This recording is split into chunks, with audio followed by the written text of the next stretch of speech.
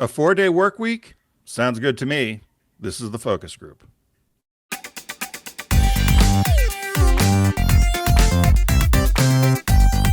They're all business, except when they're not.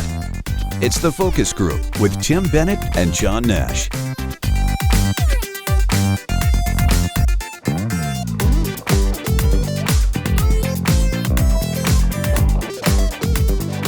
Hello, everybody. Tim Bennett here. This is the Focus Group as we slide into the holiday season with Thanksgiving later this week. We hope everybody is safe if you're out traveling. As I said, we are the Focus Group. Find us here every Wednesday with our audio edition released on Saturdays, as it has been for 14 years. Going to be 15, I guess, John. Everybody keeps asking. I don't know. We should do like Critics' Choice Video has since 1987. We could do since 2008, a certain date, yeah. And then people will just have to figure out what that is. So you find all of our media at focusgroupradio.com. I was getting confused about where we're sending people today, John. So focusgroupradio.com is where you'll find not only our shows, but also our podcast, which is TFG Unbuttoned. And thanks to our friends at Deep Discount, who bring us to you each week. We've got some picks and a new release that we'll share with you a little later in the show. As for those of you who may be new to the show, and if you are, welcome, John and I do a little banter, catch up. We do a story that each caught our eye the beginning of the week. And then we handle some business with Deep Discount. And we have a business birthday, which is unique to our show. And then we have an area we call Shop Talk toward the end of the show, where we pick out usually a business story or some other sort of story that we want to cover a little more in depth. So that's kind of the run of our show, Mr. Nash. Yes, indeed. How is your? Are you getting ready for your turkey and all the other things that come with it? You bet. We're going to be hosting it here with Bob's mom and our niece, who is a student at Skidmore College. She'll be coming down. And it should be relaxing. It's one of the smaller ones we've done in a while. We used to do these big things, but everybody seems to be all over the map, and families have changed, and loved ones have passed on, and, it just changes everything. Oddball thing, not related to Thanksgiving, but you saw what happened over the weekend at the Walt Disney Company, right? Yeah, I had CNBC on, and they talked about the change of leadership, I suppose. But yeah, I didn't follow it all that closely. What's your take on it? So the board apparently has been disappointed with Disney's stock pricing, or its stock price, since Bob Chapek. Bob Iger's, by the way, handpicked successor took over back in February of 2020. You can arguably say that that was not a great time to take over, because he had to deal with the lockdown right away. And I think that Bob Chapek, the former CEO, was in fact elevated from the parks division. So he came with a different set of circumstances. But before the weekend, I guess the board was really upset with financial results, and he agreed. Chapek apparently stepped down, or they asked him to step down, and they went back to Bob Iger, former chairman, and said, or former CEO, and said, could you come on? And so he's on for 2 years, and he's going to also groom his next successor. But it happened literally in a span of 24 or 36 hours, and they did it for a reason. And on Monday morning, Disney's stock price climbed. I don't know how much the percent was, but Wall Street likes Bob Iger. I think he's a really cool CEO. I've read tons of profiles about him. And it should be interesting to see what happens. He might unroll some of the things that Chapek did. And, Bob Chapek was also kind of in the hot seat with the Florida Don't Say Gay bill that came out. Remember when Disney went to bat and said, I think Bob Iger would have handled that entire thing differently. So, there's that as well. So I just thought it was one of those weird things. Like, imagine you're the CEO of the company, and on Friday the board's like, well, we're not really that happy. Okay, I'll step down. Great, goodbye. Don't feel bad for him. He gets $23 million in compensation. I know. These separation packages are unbelievable. We'd all retire. I don't understand how. I'm curious about the financial results, because if they had blockbuster movies or whatever, movies are all struggling because people are not necessarily going back to the theaters yet, right?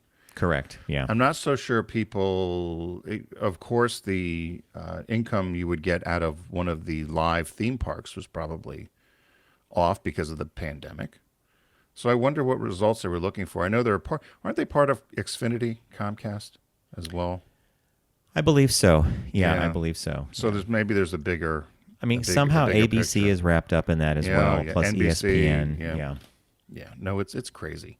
They had some. They had talked about Jack Welch, I guess, because he was. There's a new book out about GE, right? Is that what it is? And then there's a business book out about how he drove that company to a market cap of 460 billion or 50 billion, and then his hand chosen the guy that he'd pass the baton to, his successor, Jeff Immelt.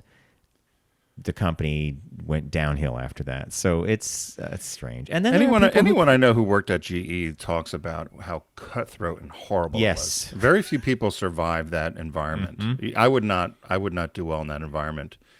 But it was very much you had to kiss the ring of Jack Welch, and then it was like 5 siblings vying for control when Daddy was going to leave. Right? I mean, that was kind of the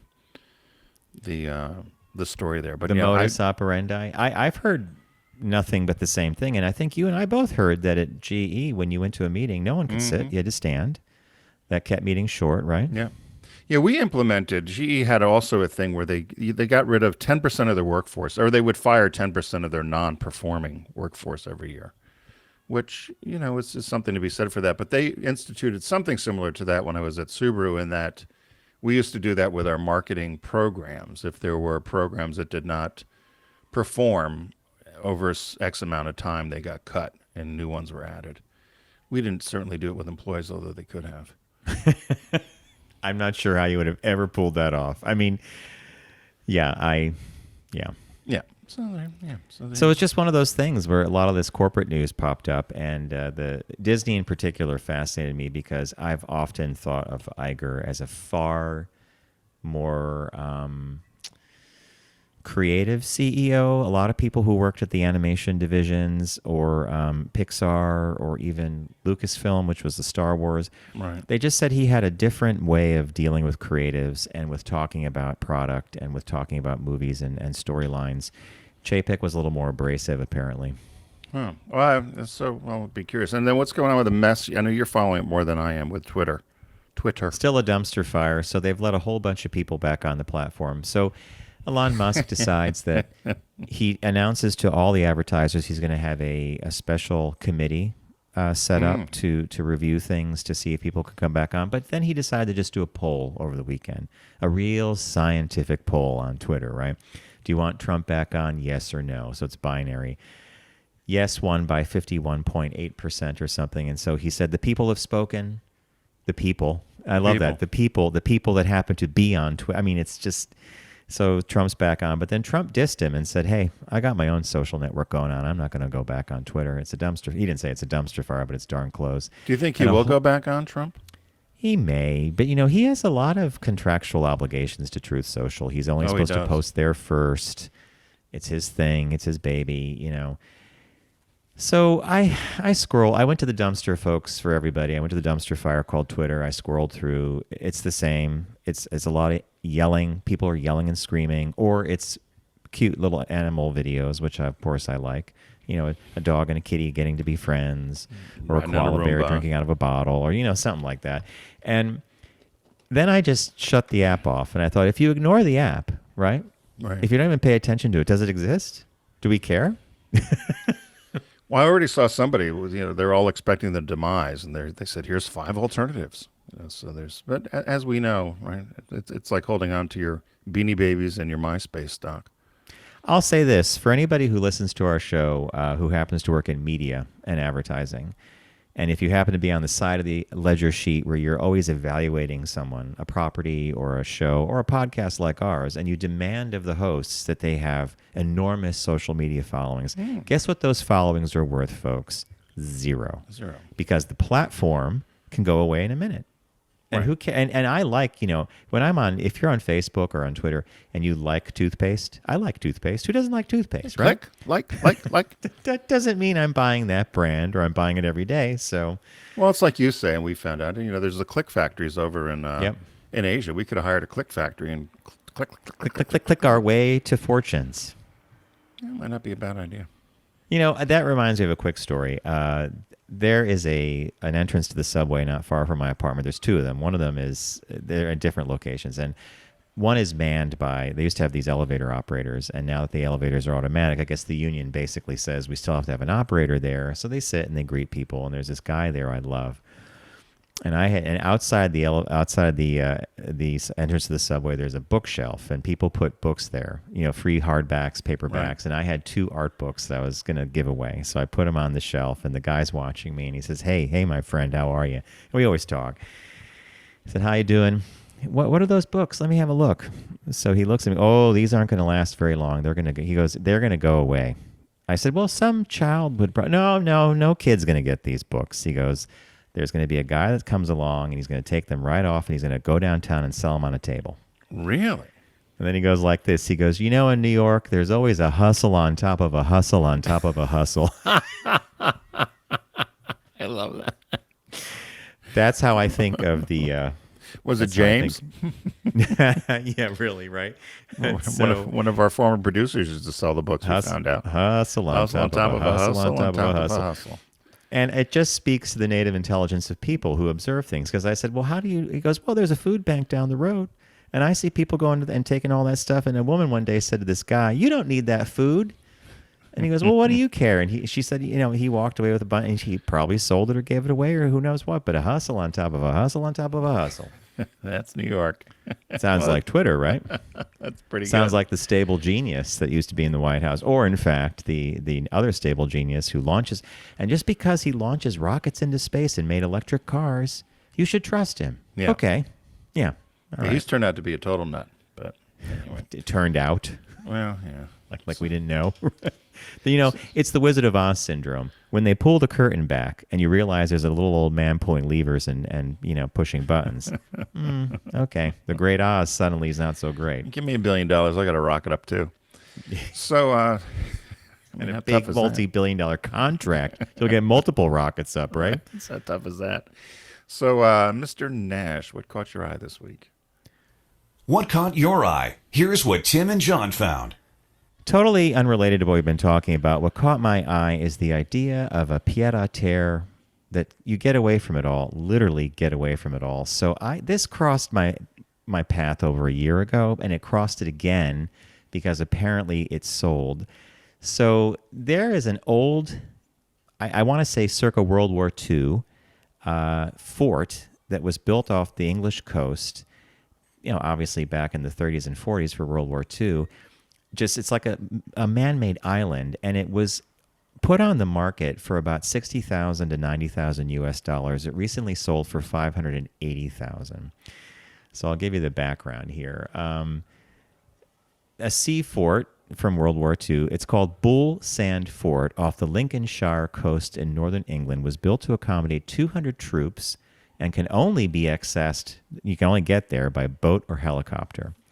The fort was listed with real estate firm Savills and went under auction on July 19th. The buyer is unknown, according to the Manchester Evening News. The fort was built in about 1990, and they think that whoever buys it could turn it into a high-end hotel, a restaurant, an Airbnb, or a retreat or tourist attraction. The fort has. You said it was built in 1990? 1919. Oh, 1919. Okay. Yeah. So it's like super thick concrete. So it's all rusted. The fort has 3 floors and a lookout tower, but can only be accessed, as I said earlier, by boat or helicopter. It will require an imaginative buyer with a project in mind, but suggestions for future uses so far have included what I said earlier: restaurant, hotel, Airbnb, tourist. The fort is in need of love and total refurbishment, but one side of the fort, the side that faces toward the Atlantic, apparently has super thick walls and like shielding to avoid having like a rocket or a mortar hit it. So there you go. You could have owned this pile of concrete, and we have some pictures here if you're watching on YouTube. I mean, here's the thing though. You get out there, right? It sounds like it's a perfect setup for a future movie/murder mystery. Yeah. You go out to the sea fort, the island, and you're stuck there because it's only a helicopter or a boat. It really does have the makings of a horror movie, right? Well, I wondered, did they show any pictures of the interior? No, they only showed Like exterior pictures. Yeah. Wasn't there something like this off the English coast or the French coast called Sealand or Sealand, and it was its own country? Somebody tried to do. I didn't even know about that. Yeah, I'll have to look it up. But that's what I thought this was initially. Is I thought this was part of some Yahoo, same sort of thing. And it's in the middle of the ocean, and they've declared themselves their own country. We're trying to get a seat at the UN. So, What a strange thing, though, to buy an old fort, right? And to decide that you're going to build a house there. I mean, or some kind of. I mean, it's fraught with security / other issues. You better hope for fair weather. I mean, if you have your guests stuck out there and they can't get off the Fort Island, I mean. if he was still alive, I thought it was Jeff Epstein that bought it. But Oh yeah, that's his new private island, right? you understand. But Yeah. no, I'm not so sure because it looks as if just from your pictures you posted that it's going to need some work. Love and TLC. So in order to get work out there, it's going to be kind of tough too. But I'd go visit it. My God, Tim, I did not even think about the fact that if you had a contractor or anything that has to happen there, they're going to have barges that go out and permanently anchor while they're working on it. All the material, you're going to have to mix concrete out there. And the structure's 100 years old underneath, so I'm Yep. sure the seawater does corrode things, right? Steel. I don't know. One last thing about this property is they said it is a grade 2. I don't know. That might be like their equivalent of the historical designation. No. Meaning any development plans must first be approved. By the king. I know, by King Charles, right? Yeah, okay. What are you going to do with that island? Okay. Nothing. That's a good one. We'll have to make maybe if it's an Airbnb, we'll have to make a trip, John. We'll go out And we'll get stranded. One of us will get like dysentery or sick. We can't get off the darn thing. I mean, that's like the biggest thing. Imagine some poor guest has a heart attack or a seizure, and you can't get off the little concrete island. That's me. I don't know. Wah, wah, wah. I don't mean to be like there Debbie I am Downer. again. I totally tried to change that hope, plan for the worst, hope for the best mentality I have. You And look, immediately go to, what if I have a heart attack out there? you're right. The worst case scenario. Yeah. So my caught my eye. This popped up at I was reading a travel magazine, and this article said this many Americans say they've never seen snow. And just off the top of my head, I was trying to think about that. And if you had a number in your head to say that this many Americans have never seen snow, would you have an idea I of would how actually many Americans that would I be would probably have at least a third of the population, maybe even half.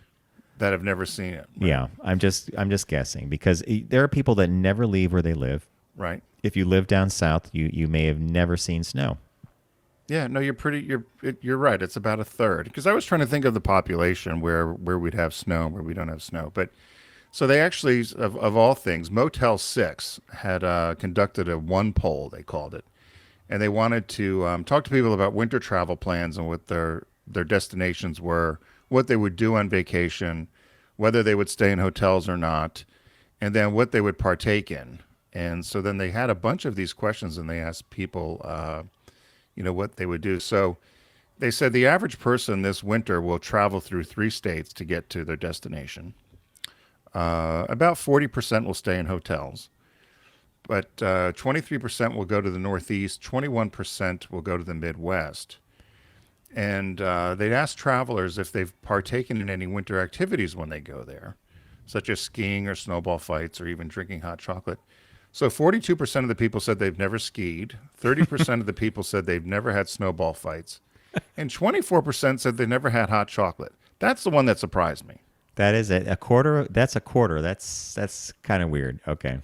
72% said they would like to see snow during the holiday. 20. So here's where we had the 30 of having experienced snow or saw snow. So they said 25% of the people said they'd never experienced snow, and 54% said they've never seen it at all. Wow. Okay. Now this is the poll of these people. Yeah. And then they went through a whole list of other things which I thought were kind of funny about what different things that people. So these are winter activities that Americans have never done. So snowboarding, 46% have never snowboarded. I've not snowboarded. Have you? Well, you and I ski. I haven't snowboarded. Yeah. Well, so 42% haven't skied, 46 never snowboard. Ice skating. 38% of the population has never ice skated. I'm in that 38. Yep. You never ice skated? Tried to learn once, didn't like it, didn't even bother going Oh back. God, I loved it when I was a little kid. We ice skated. My dad took us, my brother and I. We went skating all the time. Put up holiday lights. 36% of the population has never put up holiday lights. That Bob would not be happy then. That No, happens, he would would it? not. No. 33% have never sledded, gone tobogganing or gone down on a sled. 33% have never built a snowman. That's super weird. Yeah. 30% haven't had a snowball fight. I mentioned hot chocolate. People that drive around and view holiday decorations. They said 16% of the population has never done that. 11% of the population, I found this odd, have never taken a holiday photo, and 4% have never hosted a holiday party. So that Okay. was the, so Americans with their snow and their winter activities. They did say that, I thought this was interesting. They said people were more daring to try new things and new experiences on winter vacations versus summer vacations. They said I'd agree with that. summer vacations, you kind of go, you do your thing, you know what you want to do. They said winter vacations because you're generally going to a resort Yeah. or you're going to a small town, so you're more likely to experience things that you didn't have planned. So One that thing was- I'll say about summer vacations by the sea, if you've ever been to a resort where they're doing parasailing or they have the boat pull you along and you go up in the air, Right. I've always wanted to do that. It's kind of like we talked about last week, me wanting to jump off the top of the stratosphere in Las Vegas. I think when we were in Mexico, We could have done it. but there was some reason why we didn't. Yes, I don't remember what it was. Either because of the wind or something. It could have been dangerous. Yeah, Not well. quite unlike the dirt bikes we were. As if jumping in the water with dolphins wasn't. The When someone finally said, "Where did they go to the bathroom?" And then you're looking around the tank here, and you're like, "Okay." when those things popped up underneath us and shot us across the pool. Tim, do you remember? You remember that day very well. Yeah. That was hysterical. And there was one woman in the group that did the dolphin encounter that the dolphins didn't go anywhere near. I like They her. didn't go anywhere near. I think I've told the story before. And she finally says to the guy that was the dolphin handler, she goes, "Why aren't they coming over?" And he goes, "I don't know." He goes, "Sometimes they just don't like people." And she's like floating all by herself. Meanwhile, they start swimming around us. And he said when they start swimming and brushing up against you, you can touch them and they want to be part of your little group. She was all by herself, bobbing in a life jacket, basically in the dolphin toilet with the rest of us. But anyway, She probably stunk. The the dolphin didn't want you, lady. yeah, You got exactly. turned down by the dolphin and the man at the resort. So It's a bad trip. bad trip. So, hey, as many of you know, Deep Discount's a partner of ours here on the Focus Group. And right now they've got a Black Friday and Cyber Week sale going on. There's hundreds of thousands of titles on sale, not only movies and music, but games, collectibles, and a lot more. And we always like to talk about movies, though. And so, Mr. Nash, what movie did you find this week? Okay, I went into the documentary section because I know how That's much you rare love. for you. Yeah, well, I like documentaries, and I just decided to just poke around, and I came up with this. It's naturally I was drawn to the cover art. It shows two beefcake blonde boys, right? But the movie is called Seed Money: The Chuck Holmes Story. Now, the reason I was drawn to this is because, Tim, I think there's a movie that you and I saw that's on the film circuit right now. It's not like it's at the film festival level. It was about the International Mail Catalog, right? Right, but I haven't seen it yet. Have you seen it? No, because it's at it's film. It's only doing the film Right. film circuit or the film festival circuit. So this movie here, this documentary called Seed Money. Seed Money is the story of Chuck Holmes, a San Francisco pornographer turned philanthropist. Apparently, he was somehow hooked up with Falcon Studios. Holmes helped shape and create gay identity in the years after Stonewall and later became a major contributor to gay advocacy groups like the HRC and the LGBT Victory Fund, only to find later in life that while his money was welcome in philanthropic circles, he sometimes wasn't. So I really don't know more about it than that, but Wow. just it's the legend of Falcon Studios. Just knowing this is like an origin story for some of this stuff, and I just think it's kind of fascinating. It looked like a good for 15.15, which I think it's a kind of fun number to sell the film for. I just thought I'll give it a shot. Seed money. Yeah, no, Legend I like the idea of that. I because I always find those things fascinating. How international mail started. How there was one, wasn't there just one out about Abercrombie and Fitch? Oh, that was a good about their one. transformation. Yeah. There was Yeah. one. There was another one about. I believe there was another one we saw too about something about models. But the yeah, no, I like documentaries, and that one would sound interesting. Too, I had not heard of it before, and I'm surprised. No, neither have I, and that's why I'm like, okay, I'm going to pick it up. I'm surprised I didn't run across it.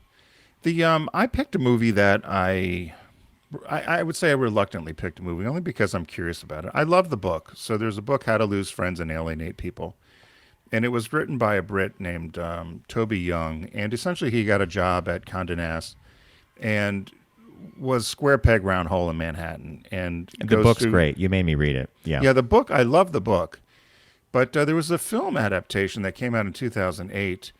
And they said the film follows the similar storyline about the character's 5-year, or Toby's 5-year struggle to make it in the United States. But they said that the film version is highly fictionalized, and it greatly differs from the work upon which it was built. And I was wondering why they would have fictionalized it so much. But then when I started remembering the story, where he was sent out to get cocaine for a specific actress, or there were some other things that had taken place. My guess is they probably couldn't get clearance, could they? With I using doubt it. some of the Yeah, I names? think you're Is right. Is Yeah. that you think would happen? Mm-hmm. So have you ever seen the movie? No, and this, in fact, I'm so glad you bring this up because, first of all, the cast has a couple of interesting people in it. Gillian Anderson, X-Files fame. Yep. Simon Pegg, who's played Scotty in the new reboot of the Star Trek movies and been in some other action films. Jeff Bridges is in the movie. Yeah. So that's an interesting cast right off the bat. But I didn't know they made this into a movie, the book. So this Yeah. would be worth checking out. Yeah, it came out originally in 2008. Deep Discount released it in 2015. And it's, again, How to Lose Friends and Alienate People. And the book is fantastic. And so I'm curious to see how they treated the movie. You can get it at Blu-ray or DVD form. At Blu-ray, it's under $20, so it might be worth taking a watch on. And then what is the big release this week, Mr. Nash? Big Release is a movie that you and I have not seen yet, and we've talked about it on the show a couple times. It's Billy Eichner in Bros. A big lead up to the movie. Luke McFarlane stars opposite him as the love interest. It's a rom-com. It's a gay rom-com, but it's definitely a modern Hollywood rom-com. When leading up to this, there was a lot of press about the movie. It was a Right. wide release. It was going to be in every theater nationwide, or the 3,000. I forget how many theaters it was. It opened. It got great reviews, by the way. The critics liked it. They said it was heartwarming and fun and a really great, well-done thing. Most of the cast, if not all the cast, whether they portray a straight role or not, is LGBTQ, which is cool. And Billy Eichner plays a gentleman who has a regular podcast, and he works for a company or an organization that's very gay-based, and he kind of falls for a guy that you would call a muscle guy, like a body boy or a twink, or I don't even. I'm not even doing I'm not doing it justice, but the rom-com, it's the opposites attract kind of thing. Right. We've seen this in other Hollywood movies. Movie opened to a very disappointing box office, and Billy Eichner got on to some of the social media platforms and accused straight people of not going to see the movie in different parts of the country. And then a lot of this aftermath ensued of like, well, maybe we should have just released it in certain urban markets, the whole bit. But I think I'm dying to see it, and I had wanted to see it in the theaters. It didn't really last that long. I have friends who saw it and enjoyed it. I also have friends who saw it and didn't like it. So it's one of those 50-50 things, right? Yeah, I was going to ask you the same question because our friends here, Mark and Carl, both saw it, and they said they wouldn't discuss it until I watched it. And so I was wondering what I have my own thought is one liked it and one didn't. I'm not so sure who liked it and who didn't. Okay. But they said you should watch it and then let us know what you think. And so I do want to see it. I would like to I'd like to watch it because, as you said, there were some people that really liked it, and there were other people that were critical of it. But that happens with every movie, right? People are going to be critical of certain things, or you should have done this, you shouldn't have done that, or this, that, and the other thing. So yeah, no, totally. And the expectation that the the LGBTQ audience was going to come roaring to the box office is also this notion that, well, I just found it fascinating, especially the way Billy Eichner positioned it. I think it's well worth seeing. And in fact, a lot of critics said if it doesn't get the play that it deserves at the box office, people are going to discover it on packaged media, like what Deep Discount's carrying, and they're going to fall in love with it then. But it may not have been a movie event kind of thing. So it's interesting. Right. Well, we had talked earlier that movies in general struggled, right? Yeah, because of pandemic and Right. the whole. And what does make money is the Marvel whiz-bang action films. All right, so it's a Black Friday Cyber Week sale coming up here at Deep Discount. We urge you to visit focusgroupradio.com and click on the Deep Discount logo and start your shopping experience.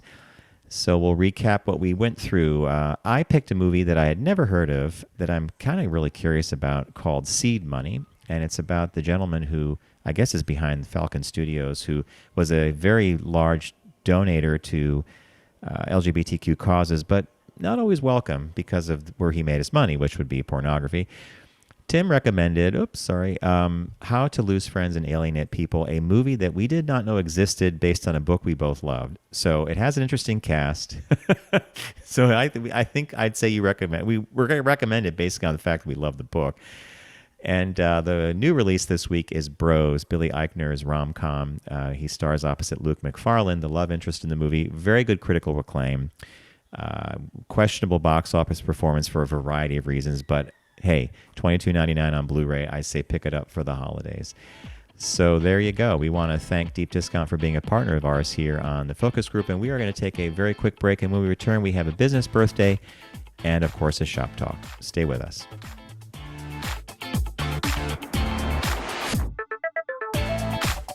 You're listening to The Focus Group with Tim and John. Learn more at focusgroupradio.com.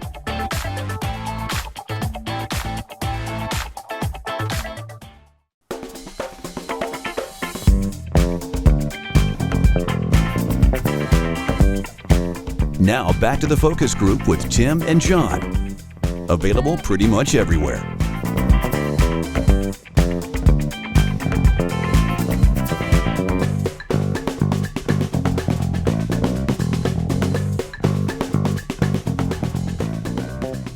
Hey, everybody. Welcome back to the Focus Group. Tim Bennett here with Mr. John T. Nash. We are the Focus Group. Find us here every Wednesday and find all of our media at focusgroupradio.com and find us on your platform of choice. You'll also find our podcast there, which is TFG Unbuttoned, which comes out on Tuesdays as well. So without further ado, Mr. Nash, we have our business birthday today. Everyone does celebrity birthday greetings, but the Focus Group is the only show in the universe that celebrates business birthdays. So we have a born today, November 23rd, 1963. Happy 59th to Gwynne Shotwell. Now, it's interesting, the name Shotwell. What's the origin? I don't know, but I thought, and here she is, she's president and chief operating officer of Space X. So It's of course a perfect you've got name, right? You got to shoot well, right? Yeah. It's like, being Billy Snow and you're a weatherman, I guess. So, Yeah. So Gwynne Shotwell, American businesswoman and engineer, president and chief operating officer of Space X. That's the Elon Musk company, isn't it? Yes. And so it's an American space transportation company. She's responsible for the day-to-day operations and company growth. She was listed in 2021 as the 38th most powerful woman in the world by Forbes magazine. And in 2020, she was included in Time's list of the 100 most influential people in the world. She grew up in Evanston, Illinois, and she says she remembered watching television, the television broadcast of the Apollo 11 mission with her family, but found it boring. She said she wasn't interested in space. I don't know. Why would you say it was boring? But anyway, she said she found it boring. So she went off to high school and college, and she ended up majoring in. Her mother had taken her to an event at the Illinois Institute of Technology, and it was an event for women, the Society of Women Engineers. And she became very interested all of a sudden in STEM, and had gone to Northwestern University, where she received her Bachelor of Science in Mechanical Engineering, and later on a master's degree in applied mathematics. So from being bored with the spaceship, with the Apollo 11 launch, she ends up being a rocket science. So they said at the beginning of her career, she had an interview at IBM, and it was on the same day that the Space Shuttle Challenger blew up. Wow, that's kind of a horrible day, right? And she said that disturbed her, and she did not get the job offer. That was also my first day of being a outside sales LTV, rep for right? LTV Steel. Yeah. And I've told that story before where I had to take the guys from SKF Aerospace because they did the rocket boosters to, Yeah. it was a whole Keystone Cops thing of me going to the wrong place. But so instead of her getting the job at IBM, she took a job at Chrysler in their management training program, Chrysler Corporation. Said she enjoyed that, but she got tired of that too. She seems to get bored easily. She got bored. She got bored at Chrysler and went back to Northeastern and earned another degree. So then she had started a job in 1988 with the Aerospace Corporation. She did a lot of technical work in the military and research area there.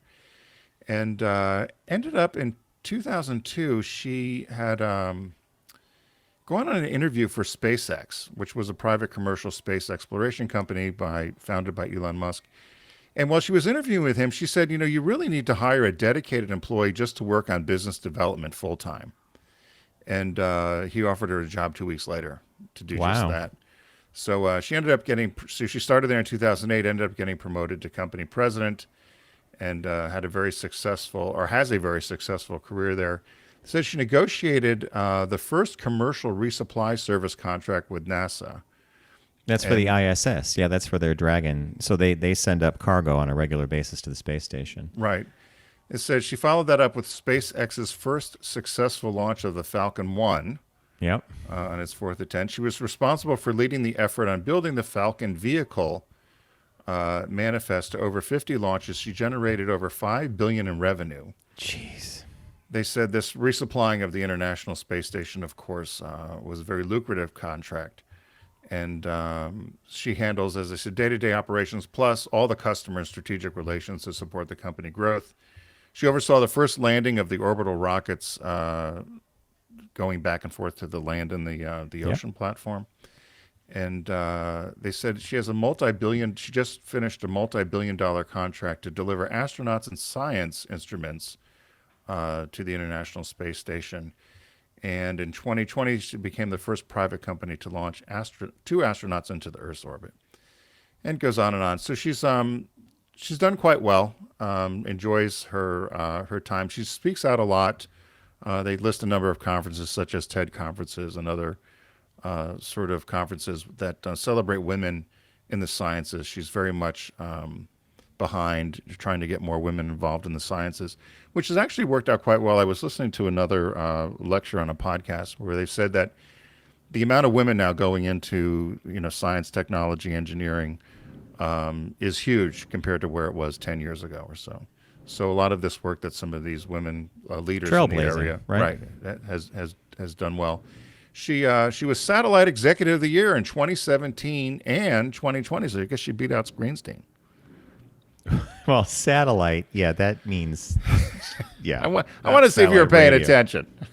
I'm paying attention. You got she the was accent. Sirius Satellite Executive of the Year.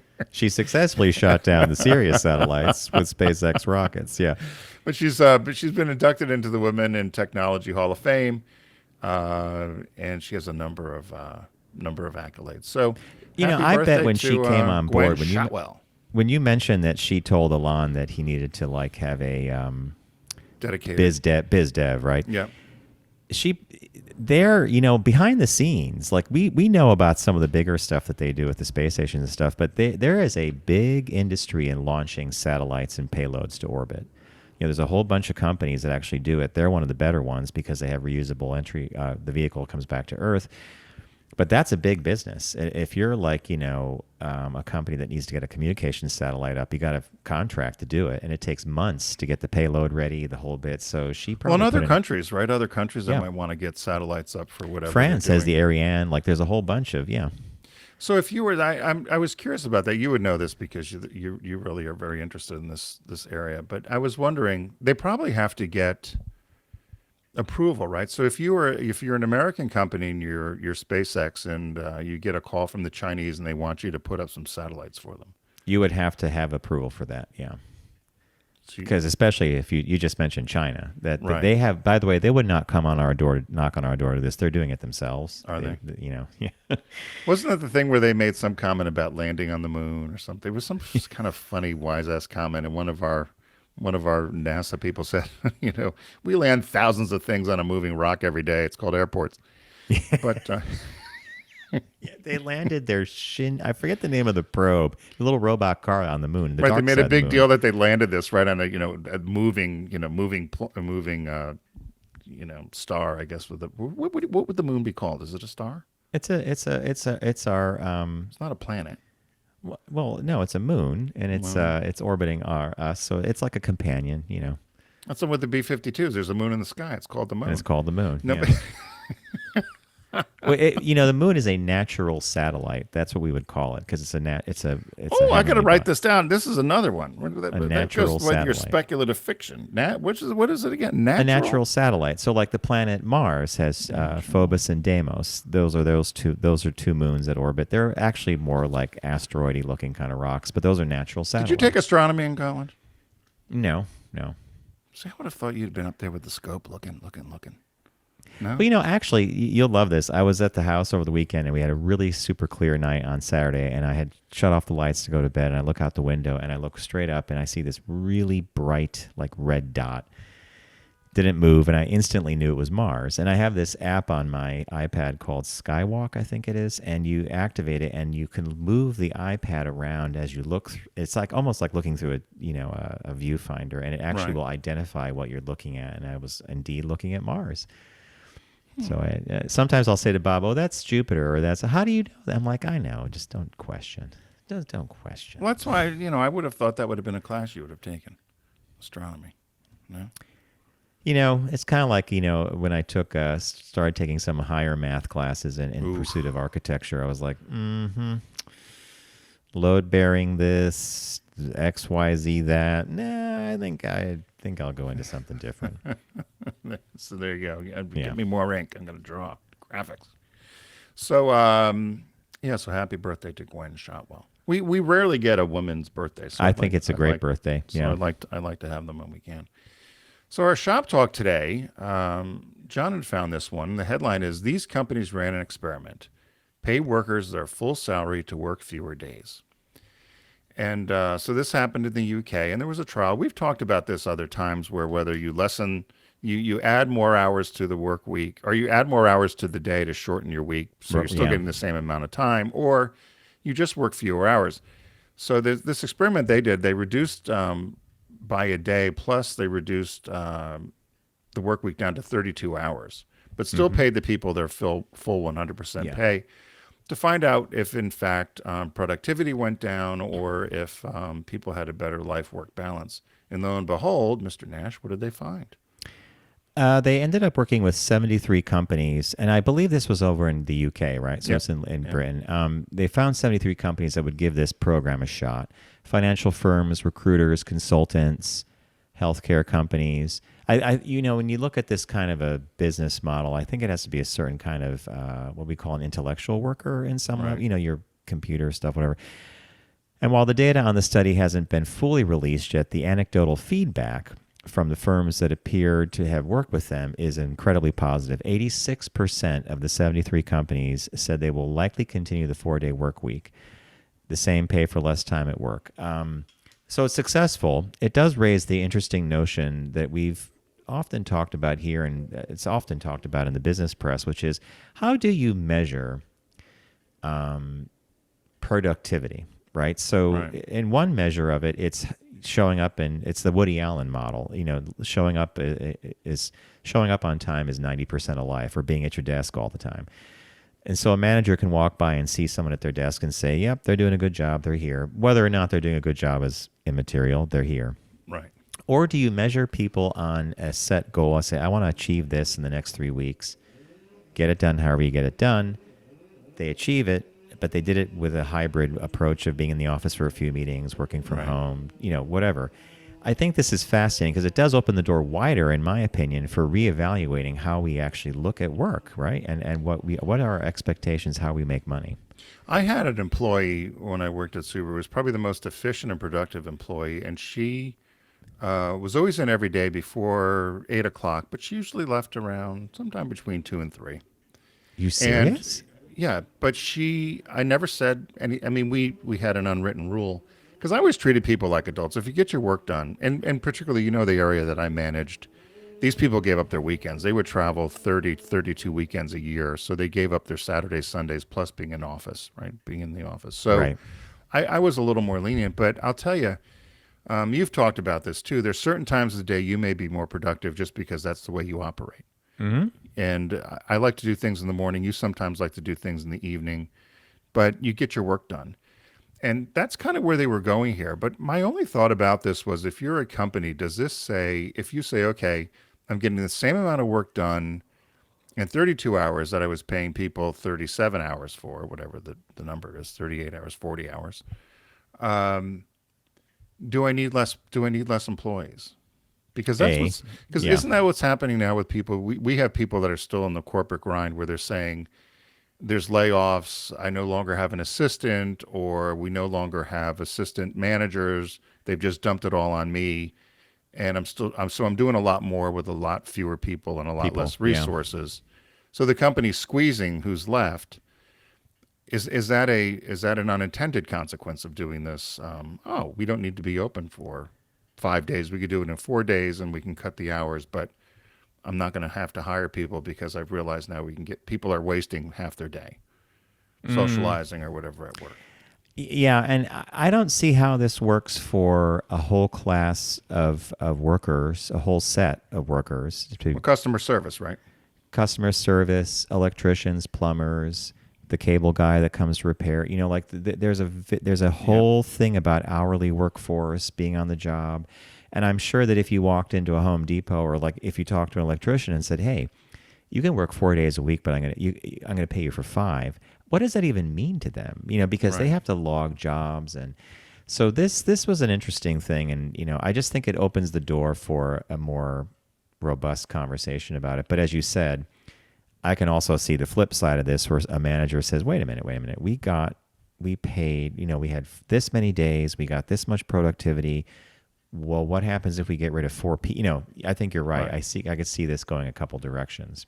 Would you like to do the 4-day week if you were in a corporation? Would you want to do You the bet. 4-day? You bet. I think Yeah. you talk to anybody who has had that extra day to just get things done, whatever that may be. It may be sitting on the phone trying to deal with an insurance claim. Mm-hmm. It could be looking for, like, there are things that take time, and then we have to wedge them in and figure. And if you're a parent, that extra time with your kids is invaluable, right? Because you can actually have a day to your mommy and daddy could be by themselves for a while, or Yeah. whatever that may be, right? A lot of Scandinavian countries have tried this, and other countries, they talked about it in the U.S., different states. I think California might have tried it, and I thought they were saying New York was going to, but they were simply doing it to help with the commute, too. Yeah. So if some companies went to a 4-day, whether that meant Monday was off or Friday was off, it would be less traffic on the roads, less pollution, ... all the things that go with it. So it's an interesting concept. I would love it. What they always say on your deathbed, right? Nobody said, "I wish I worked harder." Yeah. So Nobody says, I wish I went to that meeting. I just wish I didn't miss that hour at FB. Mm-hmm. The one at the end of the article, they did talk about something that intrigued me, and that was this idea of managers trusting their employees to actually get the work done. Yeah. And they said in this case, HR is going to have to beef up their systems for basically saying, how do we evaluate performance? And one article that crossed my eyes a few days ago was this thing that if you're working on like a company laptop or a company supplied computer, apparently there's all this software they put in to track what you're doing. Oh yeah. How many clicks of the mouse, and so again, it's that trust thing of which we all know, just, I don't know. There's actually somebody was telling me, it might have been our friend Mary Ann, but they were tracked and everything. And so they would do something with their computer. I forget what it is, but there's something you can do with the mouse that makes it look like it's going. Yes. Well, actually, people have figured out all these ways to get yeah. around this tracking stuff. So we'll randomly there's a software that will actually make it seem like the mouse is just click, click, click, click, click, click, click, click. Yeah.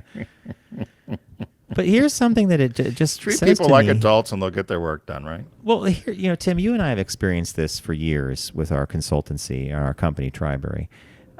You and I hire a motion graphic artist to do a job, or a video editor, or a sound guy, and we set a price. We give them we get updates. We don't. It's just not in my nature to if someone doesn't do a job correctly or on time, that's a problem. We have a way to resolve that, but we've never had that happen with any vendor we work with, have we? No. Well, There was that time we did the internet thing. We lost some people, but anyway, you remember the banana? No, what do you mean the banana? Which one was the banana? Oh, that was, I gotta look at your face. The banana. That was when we were going to do a whole social media thing, and you were keeping track of how many people we had following us, and then they did the social media thing, and we lost people. Yeah. Yeah. Give me the check. Well, we lost people. Well, here's your check, but we lost people. You're gonna have millions of eyeballs. Thank you. There you go. Millions of new eyeballs. We lost followers since we Tim started. does a with you. follow-up call, which I was not even a part of. You didn't even bother. You I knew know. that was money out the window. Well, we tried. Tim, we tried, right? That was funny. Now I was going. Yeah, now you remember. Now I know what you mean. Exactly. So. All right, folks. So that's the show for the day. We want to wish you all a very happy Thanksgiving, and I hope that everybody travels safe and enjoys time with family and friends. Or I know a lot of people celebrate something called Friendsgiving. Do you have Friendsgiving? People we kind of had one I kind of had one over the weekend with Mark and Carl. And I love Friendsgiving. Yeah. It's your chosen family, right? It's like the best day of the year. And we always remind everybody when you are traveling to not text and drive, arrive alive. And another big thanks to our partner here, Deep Discount. Go to focusgroupradio.com, click on the Deep Discount logo, and check out the sales Black Friday and then Cyber Week. I love Cyber Week. Isn't every week a Cyber Week when you're ordering? Anyway, everybody, please be safe, enjoy the holiday, and we'll see you in the new week.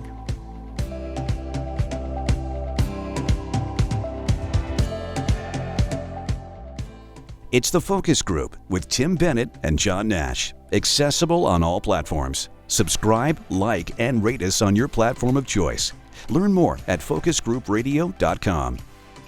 That was a stunning focus group.